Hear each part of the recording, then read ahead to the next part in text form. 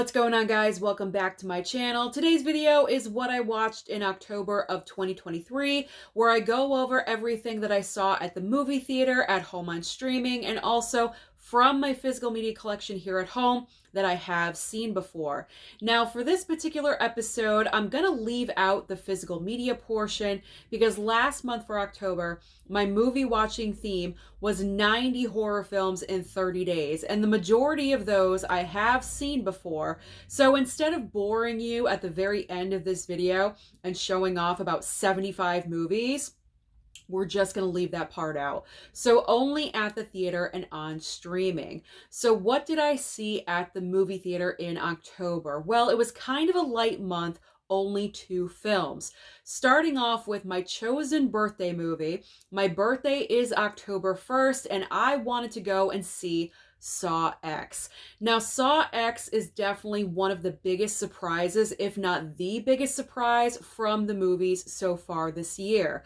Because when you're so far deep into a franchise as Saw is, the 10th installment, you're not really expecting anything huge, anything new, anything big. You're kind of going in expecting recycled material. Not with Saw X. Saw X was completely different because this was a prequel. The setting of this movie takes place between Saw 1 and Saw 2, and we are back focused on our lead character, Tobin Bell, who plays John Kramer. He is the face of the Saw franchise. Without him in these movies, they have definitely suffered. So it's good to see him back into the fold.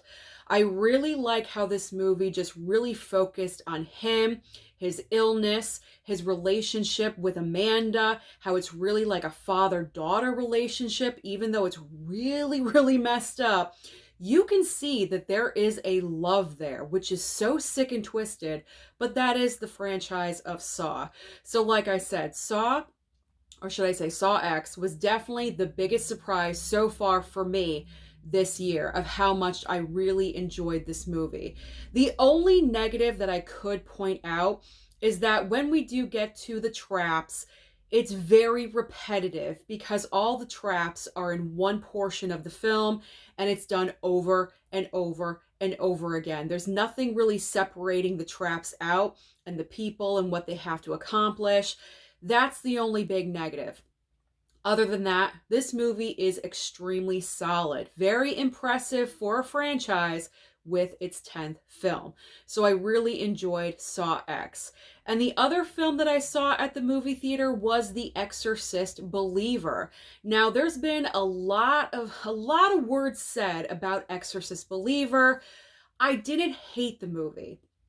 I didn't love the movie. I didn't think this was wow, mind-blowing by any means, but I fall in the middle. I think I gave it 2.5 or 3 stars. I kind of like went over a little bit when I first got out of the theater and I gave it 3.5. But I think after a couple of hours, your mind kind of settles into what you just saw. And so you kind of change your mind a little bit. So I think I changed it to a 3-star movie because that is what I think the movie is. I think Exorcist Believer is an average film. There's nothing about this movie that really stands out. It's safe. It is a safe movie. It's kind of like you hit all the points you needed to in this film, and there you go. You didn't go beyond it, so you're not totally freaking anyone out. But you didn't go below, so you're not disappointing anyone. So that's where it falls right in the middle for me. There are positives and there are a lot of negatives to this film. This is a legacy sequel to the original Exorcist. We have Ellen Burstyn back in the role that she originated in the original Exorcist film. She's very wasted in this movie. Not like drunk, like not that kind of wasted. She's not used effectively. Her character is not used effectively in this movie. In fact, there's one point in the film, she actually tries to exorcise the demon herself from one of the girls. And I was like, what is she doing? You're not a priest. This is for a priest to handle, not the mother from the original film. It was just totally ridiculous. Also, you have 2 girls in this movie that are both possessed. However, this movie chooses to focus on one particular girl, and it feels like the other girl. You have a black girl and you have a white girl. The movie focuses on the black girl, the black family, which I have no problem with, but it feels like the other girl, the white girl and the white family, were just tossed off to the side. Kind of useless side characters, no development there at all whatsoever. So they didn't really mean that much to me. Obviously, I'm going to care more about the black girl than I am about the white girl because you've put the focus there. So that's another complaint as well. If you're going to have two girls be, possessed by this demon, you got to share the screen time just a little bit. So that was a big negative for me as well. That is what makes this film just average. And then finally, when we get to the actual exorcism itself, you have the two girls tied to the chairs, but you have like everyone in town in this, not everyone in town, but it just seems like you have a group of people trying to perform the exorcism. That is just no, that's not what you do. And besides that, you don't have a priest there because the priest that was scheduled to do it backed out of it for some reason. I saw it a long time ago, so I'm trying to remember the details, but the priest backs out of doing it. So now you have just a regular pastor. You have the nurse that was almost a nun in the convent, so she's leading the exorcism. Like, this is just ridiculous. The Exorcist is about a demon-possessed little girl and two priests saving her life. You need a priest. You don't have the pastor from your church, a witch doctor, and the neighbor from across the street try to save your daughter. No, that's not what you do. So these were the big negatives, if you don't understand already. These were the big negatives for me with The Exorcist Believer. But like I said, they were very safe with this movie. And there was one particular moment where, if you haven't seen the film already, I don't want to go any further from this and kind of spoil it, but there was one moment that was just completely wasted. You know what I'm talking about. If you saw the movie, the very end of the film, completely wasted moment. Could have been used somewhere else, somehow, some way. I'm not really sure how you would do it. I'm not a writer in Hollywood, but even I know I would have utilized better than what they did. So David Gordon Green, as the director, played it extremely safe with Exorcist Believer. I really enjoyed, I'm kind of going off on Exorcist Believer, but I have a lot of thoughts on this one. I should say, I enjoyed the first half when the girls went, this is what I enjoyed about it, because I kind of focus on the negative. I liked when the girls went missing. It reminded me of the movie Prisoners very much. They went missing in the woods, and that's when everything occurred. I liked the first, third of the movie. That development, the father situation, I liked all of that. But then once we got past halfway, that's when it started going in a direction that wasn't so good. So like I said before, there were positives and negatives. I did want to point out the positives of the movie that I did enjoy and not focus on the negatives. So those are my overall thoughts about Exorcist Believer. Okay, now let's get into what I watched on streaming. And even though I was watching 90 horror films in 30 days, I still managed to watch a lot of streaming. I impressed myself. So starting off with The Boogeyman. I was sent the digital code for The Boogeyman. I checked this one out one night. And you know what? It wasn't bad. It wasn't bad. It wasn't horrible. Much like Exorcist Believer, it was average. It was okay. I was kind of scared a little bit in parts. This kind of film really isn't up my alley. You know me. I'm more of a slasher gal. I like to see just go with me. I like to see exactly who's coming for me, if you know what I'm saying. I don't like, elements, ghostly elements and things like that. That kind of freaks me out just a smidge. So that entire element of the film, the boogeyman being in the shadows, who is he, what is he, we don't know. That was freaking me out. But the overall concept of the movie is not really that original because we've seen this kind of film before. So it was an average movie. I had a good time with it, but I would never pick it up on physical because I don't find it necessary. Kind of a one-time watch situation. Maybe down the road, 5 years from now, I'll watch it again, but not anytime soon. Okay. Pet Sematary Bloodlines on Paramount Plus.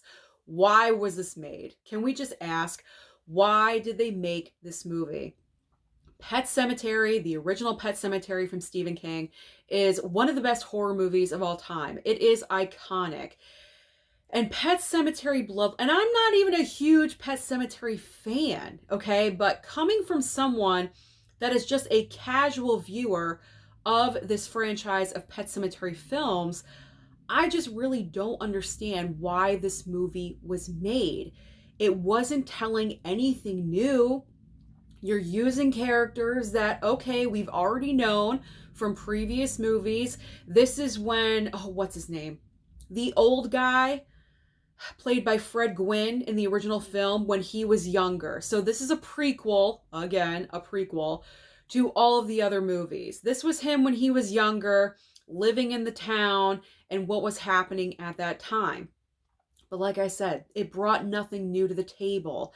They tried to do something new, but they failed because it just really was not entertaining.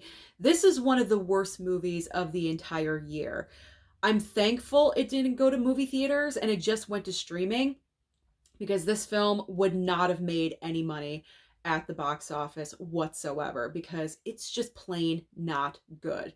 So let's move on. Let's move on to Totally Killer on Amazon Prime. This one was fun. This one was a good idea because pretty much it's Back to the Future slasher style because you have our main character who is a teenage girl and there's kind of like this legend in her town of the serial killer when her mom was young and he hasn't been seen since. And then in the present day, something occurs where this girl feels the need to go back in time to stop the serial killer. Otherwise, it's really going to affect her future. So this is what happens in the movie. It's a lot of fun. I like the original concept of it, but this isn't anything that's like repeatable viewing. And that's the problem. Like, okay, once it's revealed, that's it. I'm good. I don't need to watch this again. Yes, it was a lot of fun. I will give it that credit. It was a good time. I had some laughs here and there. The acting was okay, considering this was just a streaming movie, so nothing Oscar worthy in this film at all whatsoever. It was fine. This movie was just fine. It was great for a random Wednesday night watch. I'll say that. It took up about an hour and 45 minutes of my time, and that's about it. So it was fun, but I don't need to watch it again. Again, kind of at a little bit above average. Maybe like 3.5 stars I gave it, I believe. Okay, moving on to the best movie that I saw the entire month, which is Slotherhouse on Hulu. The sarcasm is dripping, but actually no, I did have a lot of fun watching this movie. And I'm going to discuss this movie in a future video with 2 other films.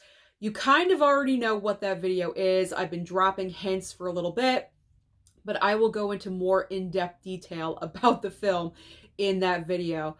But can I just say the concept of this movie is so ridiculous. It is so ridiculous.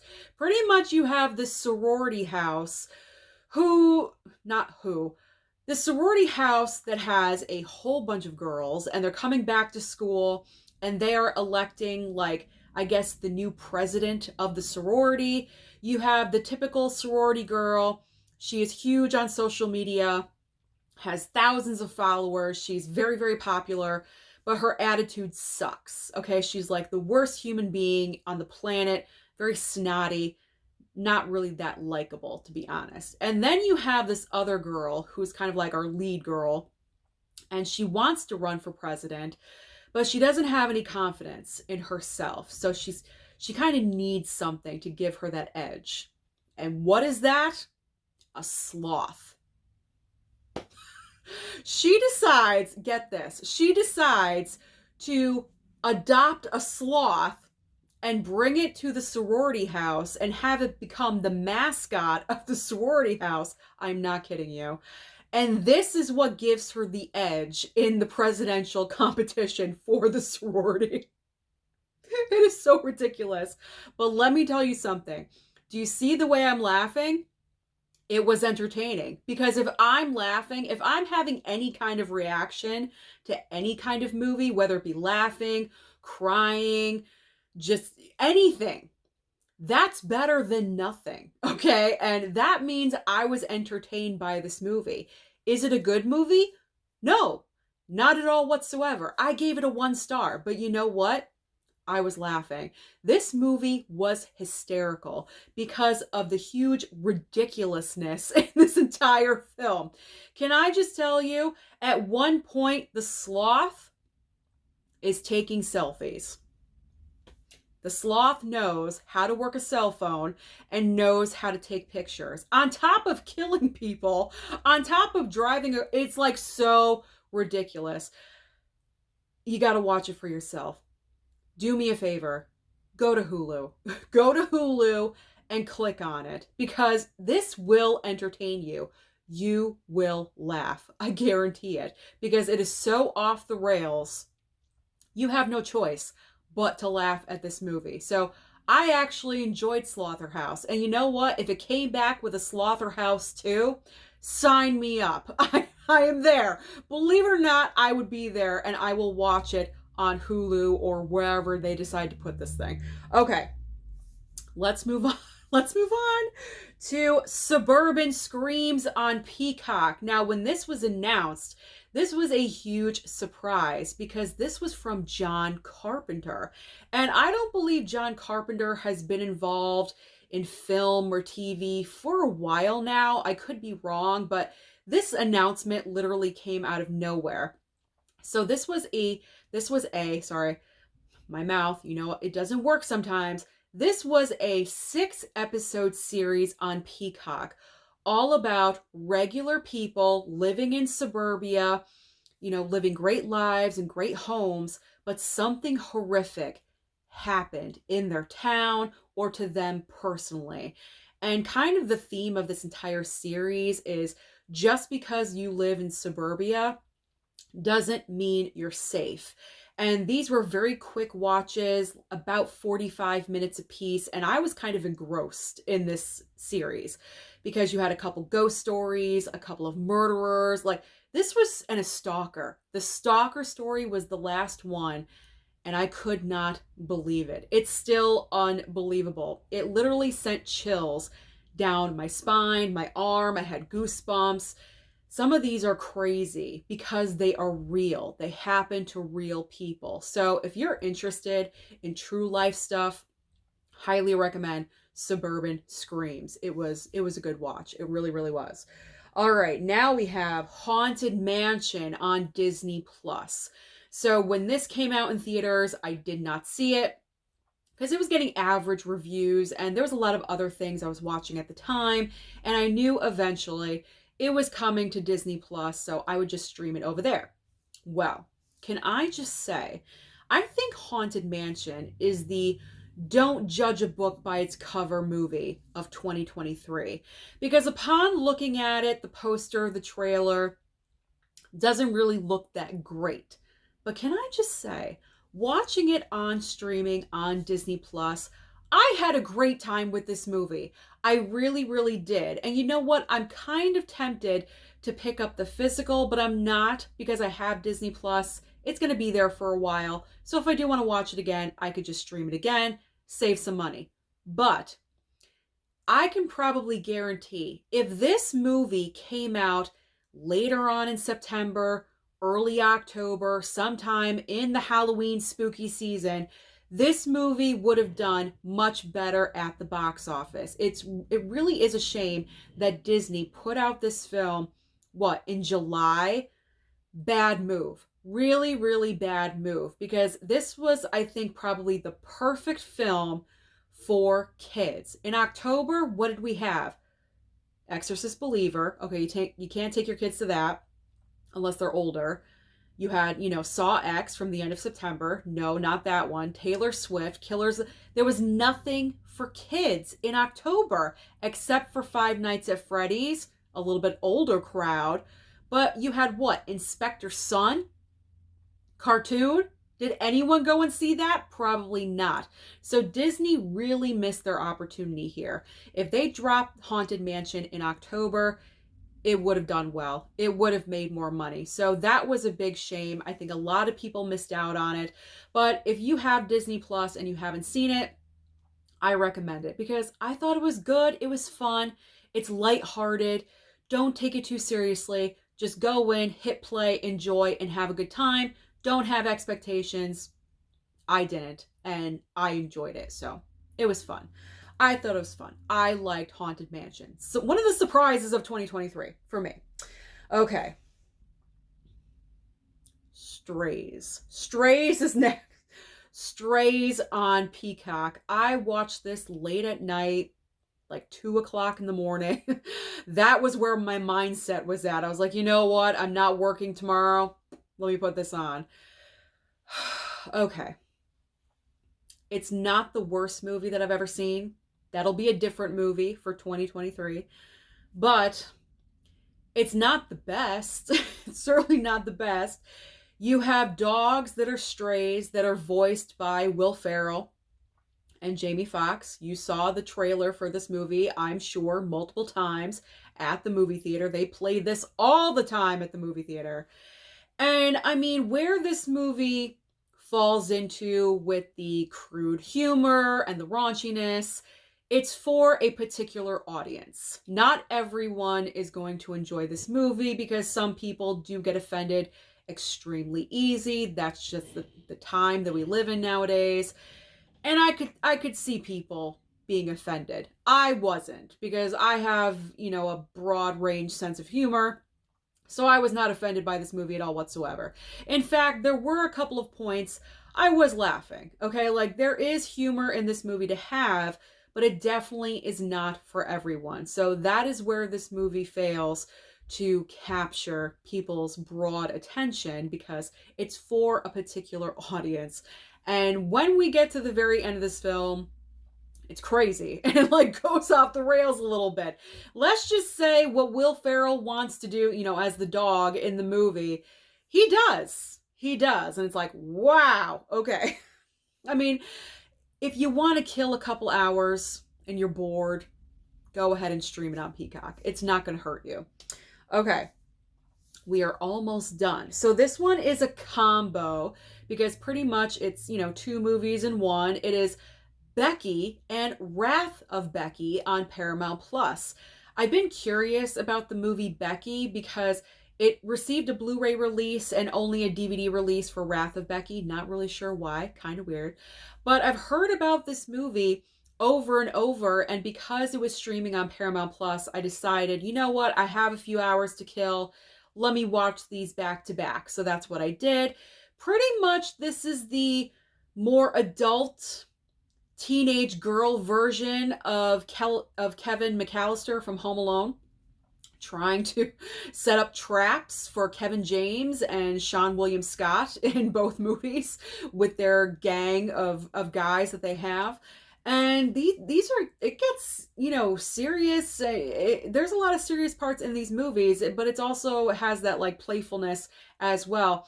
I do like seeing Kevin James in the first movie in Becky in a different part, because he's always the comedian. He's always the funny guy. He is not funny in this movie. He wants something. He means business, and he'll do anything to get it. And I mean anything. He's very mean in this film. And so it was good to see him do something different, more range. And Sean William Scott, just to see him back on screen is refreshing, because where did he go? He kind of just vanished after American Pie. I know he did a few movies here and there, but he kind of just disappeared. So it was good to see him back into the fold as well. But the girl, what's her name? Lulu Wilson, I want to say. Probably not right. Maybe it's on the poster. I don't know. But man, she is just so entertaining as this girl that can kick ass, take names. She's smart. And the way they ended Wrath of Becky, you can totally tell they're setting up for another movie, and I'll be there because I want to see, because she starts off, I think, 14 in the first movie, and she's 16 in Wrath of Becky. So where is she going to be at 18 years old? That's where I want to know. So I'm looking forward to the third movie. I'm not sure if it's going to be the final film, but I'm there. I had a great time. I had a good time watching both of these. So if you haven't, Paramount Plus, or pick them up on physical. Okay, 2 movies left. We have Reptile on Netflix. This is kind of like a crime thriller, cop drama, murder mystery starring Benicio del Toro, Alicia Silverstone, and also Justin Timberlake.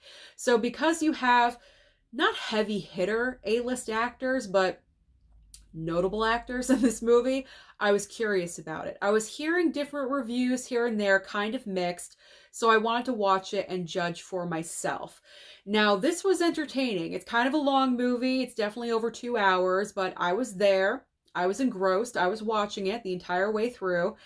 And I gotta say, I really did enjoy it. Bottom line, it's a great crime thriller. I liked it a lot. You could tell this was Benicio del Toro's like passion project, because as the closing credits were rolling, he produced the project. I think he was involved with the story, the writing. His hands were all over this thing. So Benicio del Toro definitely felt some kind of ownership with this movie, which is great to see. I love to see an actor that has passion for their project. But the one negative I'll say about the movie is that I kind of guessed early on the twist, because this movie kind of twists and curves and turns here and there. And I kind of guessed early. Once you watch so many of these, you can call it out early. And I did, and I was correct. So you know what? That kind of spoiled it for me. I would have liked something completely out of nowhere, but it kind of went in a typical direction, but that is okay. Overall, I enjoyed the movie, and I'm happy that I watched it. I recommend, if you like crime thrillers, give Reptile a chance on Netflix. And the final film that I streamed on Peacock was, of course, Five Nights at Freddy's. Everyone is talking about this movie. It's at the theater. It's on Peacock. It made a ton of money in its opening weekend. This movie has a huge following, loyal fans. They came out to support this movie. It's really unbelievable.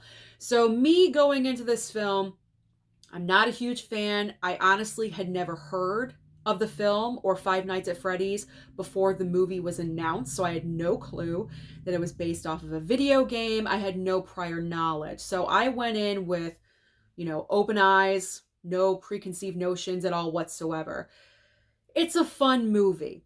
It's a great Halloween movie for that weekend. It was a great option, but it wasn't like super scary because they went the PG-13 route, which I think made sense, because if you went the R-rated route, not everyone could get in that are fans of the video game, so that was a smart thing to do. Sorry about the cutaway, guys. I could feel my skin getting a little bit red. I went to the mirror to check, and yes, indeed, I'm having another flare-up as I did yesterday. But I'm just going to power on through because I'm almost done talking about Five Nights at Freddy's. So never mind the skin. I know you never do. You guys love me anyway, and I thank you, but it's a little bit embarrassing. You have rosacea, you know what I'm talking about. But anyway, let's get back to Five Nights at Freddy's. So overall with this film, I had a lot of fun because I didn't have any preconceived notions. I'd never played the video game. I'd never heard of Five Nights at Freddy's before watching the movie. So when I sat down to watch it, it was just a lot of fun. So personally, my highlight was seeing Matthew Lillard back in a horror film. I love seeing him in here. I wanted a little bit more of him in here, but I understood why not. And then Josh Hutcherson, there we go. I think I said his name correctly. Could be a tongue twister for me, but I got it out correctly. He was great as the lead. I thought he was great casting. Where has he been? Because I have not seen him since the Hunger Games movies, and that's a long time in between the Hunger Games and Five Nights at Freddy's. So I don't know where he's been, or maybe I'm out of the loop where he's been. I'm not really sure, but it was great to see him. back on screen.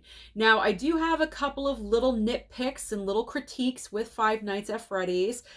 For me personally, not the most rewatchable because it's not targeted for me. This is for a certain audience, which I understand. This was very fan service as far as the overall film goes. If you are a fan of the video game, there's probably things in this movie that you saw or you understood more than I did. So this really is more for the fans. It's targeted for the fans, which it should be. I absolutely understand that. But if you don't know, you kind of feel like you're out of the loop, maybe just a little bit. Not much, but just a little bit. Another negative that I have in the film, our lead character is having flashback sequences because his younger brother is kidnapped years ago, and he keeps repeating it over and over, these dreams, these nightmares. It got to a certain point where I'm like, how many times are we revisiting? Because it was about 5 or 6. If it was twice, okay, that's fine. But it was kind of getting a little bit repetitive for me. It was getting a little ridiculous. So that was like a little borderline for myself. And then finally, the ultimate reveal.